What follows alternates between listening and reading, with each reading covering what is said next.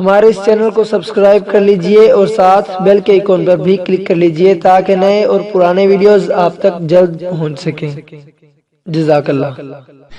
چنانچہ نبی اسلام نے ارشاد فرمایا کہ وَاسْتَكْثِرُوا فِيهِ مِنْ 4 خصال، 4 اعمال اس مہینے میں زیادہ کرو۔ خصلتین ترضون بہما ربکم وخصلتین لا غناء بکم عنہما، 2 عمل تو ایسے ہیں کہ جن سے تم اپنے رب کو راضی کرو، اور 2 عمل ایسے ہیں کہ تمہیں اس کے سوا چارہ ہی نہیں، مجبوری ہے تمہاری۔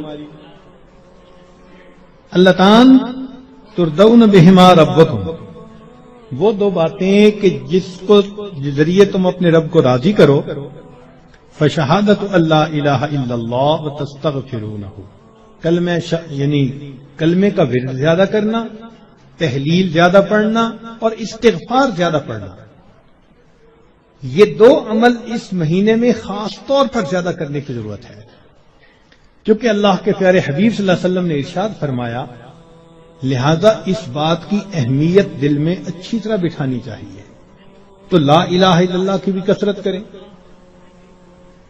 کم از کم چند 100 مرتبہ دن میں پڑھ لیا کریں، اور ہمت والے تو 1000 دفعہ 2000۔ ایسے لوگ ہیں ہر دن میں رمضان کے 10,000 مرتبہ تحلیل پڑھتے ہیں۔ اس وقت ایسے لوگ ہیں رمضان المبارک کے ہر دن میں ایک قرآن مجید کی تلاوت مکمل کرتے ہیں، نوجوان ہیں، کما رہے ہیں، وقت تو ایک جیسا ہے ہمارا بھی اور ان کا بھی، لیکن انہوں نے یہ محسوس کر لیا کہ اس وقت میں ہم نے اللہ کو راضی کر کے ہٹنا ہے، ان کے لیے یہ سارے کام آسان۔ تو ہم چلو چند 100 دفعہ یا 1000 دفعہ ہی لا الہ الا اللہ کا ورد کر لیا کریں، اور اگر چلتے پھرتے عادت ڈال لیں تو سبحان اللہ کئی 1000 مرتبہ کرنا بھی آسان ہے۔ اور ہمارے اکابر سبحان اللہ، وہاں سینکڑوں اور ہزاروں کی بات نہیں ہوتی تھی، اور لاکھوں کی بھی بات نہیں ہوتی تھی، کروڑوں کی بھی بات نہیں ہوتی تھی، کروڑوں مرتبہ سے زیادہ دل کے اوپر لا الہ الا اللہ کی ضرب لگتی تھی، کروڑوں مرتبہ سے زیادہ۔ دل کے اوپر کتنا نور ہوتا ہوگا، اللہ اکبر کبیرہ۔ اور استغفار کی کثرت کریں۔